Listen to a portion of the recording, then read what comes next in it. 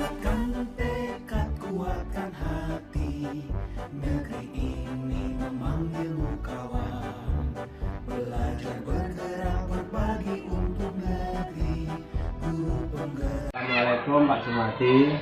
Waalaikumsalam warahmatullahi wabarakatuh. Ada yang dapat kami bantu, Mas? Iya Pak, sebelumnya mohon maaf, ini terkait tugas guru penggerak. Ini modul 331 tentang demonstrasi kontekstual. Ini diminta mewawancarai kepala sekolah 2-3. Karena saya bekerja di SD 1 Rembolang, ini saya meminta kesediaan Pak Sumadi selaku kepala sekolah untuk saya wawancari terkait pengambilan keputusan. Terima kasih Pak. Pertanyaan yang pertama langsung saja ya Pak ya. Selama ini bagaimana Bapak dapat mengidentifikasi kasus-kasus yang merupakan dilema etika atau bujukan moral?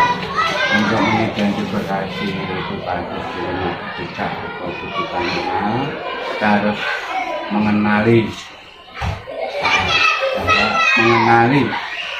nilai-nilai yang ada dalam situasi itu, kemudian menentukan siapa yang terlibat, terus kumpulkan fakta-fakta kemudian yang benar salahnya atau kemudian paradigma benar sama benarnya, kemudian yang berhasil yaitu meminta pendapat atau saran dari beberapa dewan guru yang Terima kasih Pak. Berikutnya, selama ini bagaimana Bapak menjalankan pengambilan keputusan di sekolah Bapak, terutama untuk kasus-kasus di mana ada dua kepentingan yang sama-sama benar atau sama-sama mengandung nilai kebajikan, Pak?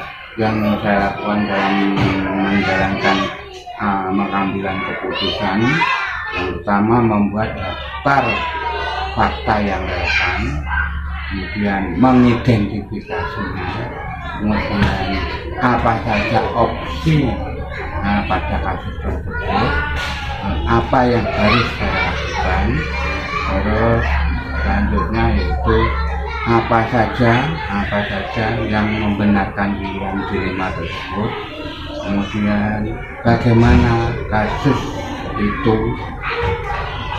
dapat dicegah. Selanjutnya keputusan tidak merugikan dari kedua belah pihak dan tidak menimbulkan persoalan yang baru. Berikutnya Pak, langkah-langkah atau prosedur seperti apa yang biasa Bapak lakukan selama ini? Yang saya lakukan langkah-langkahnya mengidentifikasi kasusnya itu seperti apa, mengumpulkan informasi yang relevan dari solusi alternatifnya, kemudian pertimbangkan dengan bukti yang ada, terus pilih dari dua alternatif banggakan, kemudian ambil tindakan yang baik untuk Berikutnya, hal-hal apa yang selama ini Bapak anggap efektif dalam pengambilan keputusan pada kasus-kasus dilema etika, Pak? Hal yang dapat hal yang efektif dalam mengambil keputusan yaitu menyelidiki kasus dilema etika,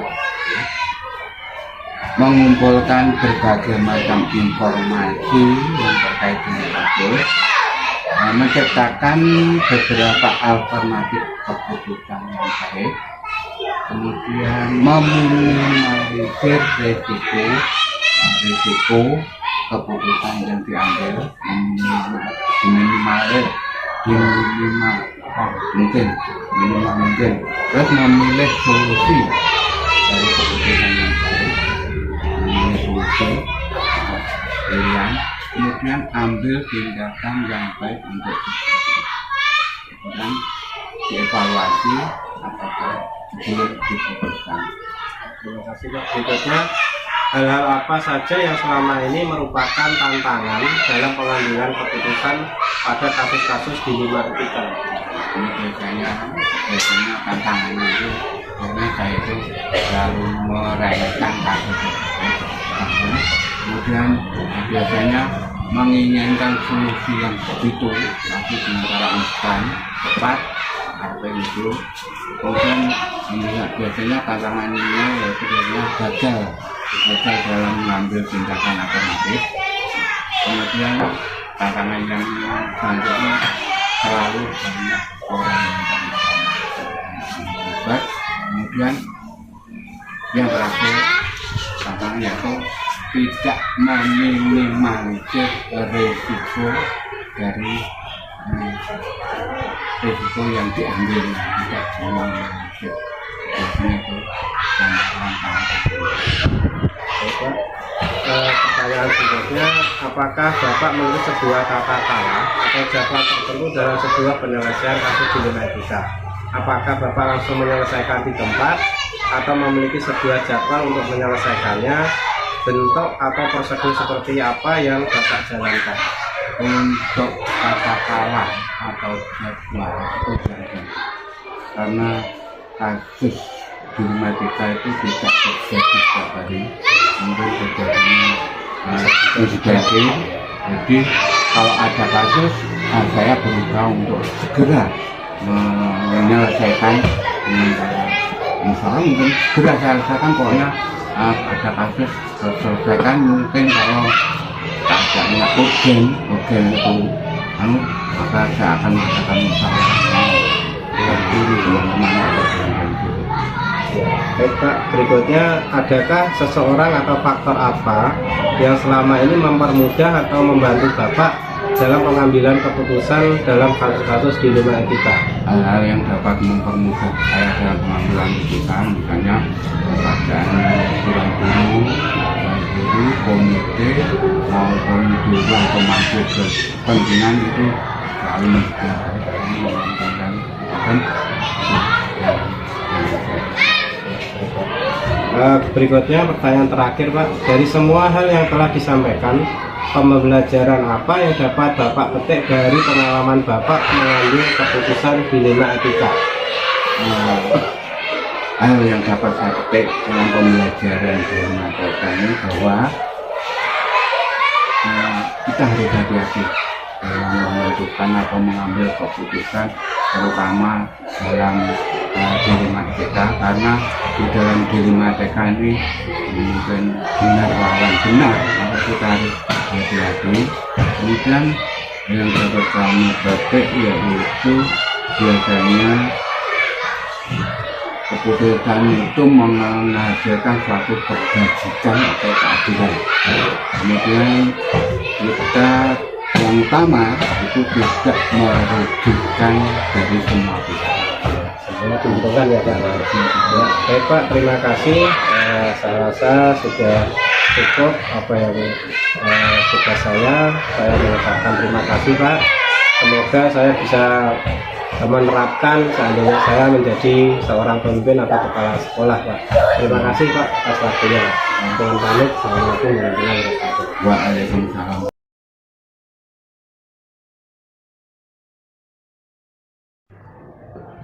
Assalamualaikum Pak. Waalaikumsalam. Monggo. Ya, terus. Mohon maaf Pak, dulu sebelumnya ini mengganggu waktu Bapak terkait tugas modul 3.1 demonstrasi kontekstual tentang pengambilan keputusan dari 2 sampai 3 kepala sekolah. Ini saya mohon waktu sebentar kepada Pak Bimali. Kira-kira Bapak ada waktu? Bisa. Terima kasih. Langsung saja ya Pak. Pertanyaan pertama Pak Dim, selama ini bagaimana Bapak dapat mengidentifikasi kasus-kasus yang merupakan dilema etika atau rujukan moral? Terima kasih Pak Wartono.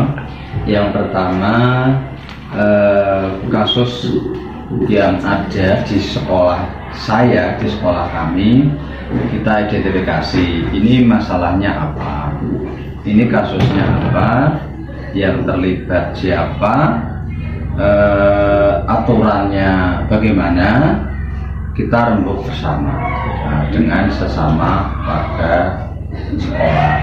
Di sini berarti kita komunikasi dengan bapak guru dan karyawan. Gitu. Ya. Terima kasih Pak. pertanyaan berikutnya yang kedua. Ya. Selama ini bagaimana Bapak jalankan pengambilan keputusan di sekolah Bapak, terutama untuk kasus-kasus di mana ada dua kepentingan yang sama-sama benar atau sama-sama mengandung nilai kebajikan? Baik, terima kasih Pak Martono. Yang pertama, kita yang jelas selalu komunikasi dengan Bapak Ibu guru dan karyawan. Selama masalah ini bisa disepakati bersama dan bisa dianggarkan bersama untuk kepentingan bersama, kita tetap sepakat dan jalan. Berikutnya Pak, pertanyaan ketiga. Kira-kira langkah-langkah atau prosedur seperti apa yang biasa Bapak lakukan selama ini? Baik, yang pertama, kita selalu berkomunikasi dengan Bapak Ibu guru. Kalau Anda itu masalahnya siswa misalnya, kita tanya yang pertama wali kelasnya, yang kedua kita tanya guru mata pelajaran, yang ketiga kita tanya sumber lain misalnya karyawan atau kantin, yang terakhir kita kumpul bersama untuk bermusyawarah membahas masalah yang dimaksud. Iya, bagus sekali Pak. Berikutnya pertanyaan yang keempat Pak.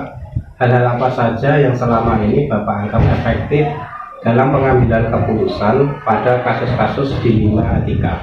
Yang pertama, kita selalu selaku yang dituakan paling tidak harus menjadi teladan. Kemudian sikap kita, attitude kita harus menggambarkan bahwa kita itu yang dituakan di sini menjadi teladan yang baik, berkomunikasi yang baik, menjaga kebersamaan, dan mestinya berkeadilan. Ya, bagus sekali Pak. Terima kasih. Berikutnya pertanyaan yang kelima. Hal apa saja yang selama ini merupakan tantangan dalam pengambilan keputusan pada kasus-kasus di Lima Etika? Terima kasih. Yang pertama, kita paham, kita sadar bahwa di sekolah itu banyak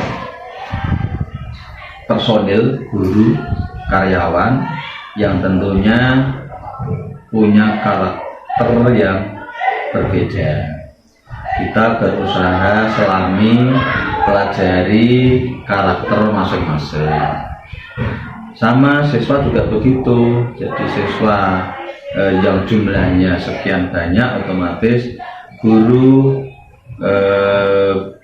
wali kelas, dan saya sendiri berusaha untuk juga bisa memahami apa yang yang diinginkan oleh mereka. Ya, sekali Pak. Pertanyaan yang keenam Pak, apakah Bapak memiliki sebuah tata krama atau jadwal tertentu dalam sebuah penyelesaian kasus di Lima Etika? Apakah Bapak langsung menyelesaikan di tempat atau memiliki sebuah jadwal untuk menyelesaikannya? Bentuk atau prosedur seperti apa yang Bapak jalankan? Oke, terima kasih Pak. Jadi untuk mencegah adanya kasus, kita setiap pagi, kalau kasus dengan Bapak Ibu guru, insya Allah tidak, karena setiap pagi kita ada apel berkoordinasi. Kalau Anda ada suatu masalah atau kasus, baru kita jadwalkan. Secepatnya kita berkomunikasi dengan mereka yang terlibat dalam kasus yang dimaksud. Artinya kita tanya, kita tawarkan kapan kita bisa berkomunikasi untuk menyelesaikan atau membahas masalah yang dimaksud. Ya, bagus sekali Pak. Berikutnya pertanyaan yang ketujuh. Adakah seseorang atau faktor-faktor apa yang selama ini mempermudah atau membantu Bapak dalam pengambilan keputusan dalam kasus-kasus di Lima Etika? Ya, terima kasih Pak Martono. Yang jelas kita sekolah SMP 2 Ndukrong ini punya pengawas binaan yang tugasnya mewakili dinas dalam membantu proses kelangsungan di sekolah. Artinya ketika sekolah ini ada permasalahan kedinasan yang sekiranya kita agak berat menyelesaikan, kita selalu berkoordinasi dengan pengawas binaan yang kita punya. Ya, bagus sekali Pak Di. Kemudian pertanyaan yang terakhir Pak, pertanyaan yang ke-8. Dari semua hal yang telah disampaikan, pembelajaran apa yang dapat Bapak petik dari pengalaman Bapak mengambil keputusan dilema etika? Oke, terima kasih. Yang pertama, yang jelas kita selaku yang dituakan harus menjadi teladan. Yang kedua, kita harus komunikasi aktif dengan para guru dan warga sekolah yang lain. Yang ketiga, kita bersikap adil, tidak pilih-pilih, semuanya bisa diajak sebagai teman dalam berpikir. Yang kelanjut, yang jelas kita harus musyawarahkan dengan warga secara bersama-sama. Bagus sekali Pak jawaban-jawaban dari beberapa pertanyaan. Semoga dengan beberapa pertanyaan ini dari pengalaman Bapak bisa saya jadikan patokan, atau seandainya nanti saya menjadi pemimpin, jadi nanti bisa belajar lagi bersama Pak Dimari. Terima kasih untuk waktu dan kesediaan Bapak. Sekali lagi mohon maaf Pak. Siap. Ya, terima kasih. Saya rasa cukup sekian Pak yang bisa saya tanyakan. Terima kasih sekali lagi untuk waktunya. Saya mohon pamit. Assalamualaikum warahmatullahi wabarakatuh. Waalaikumsalam warahmatullahi wabarakatuh. Terima kasih Pak.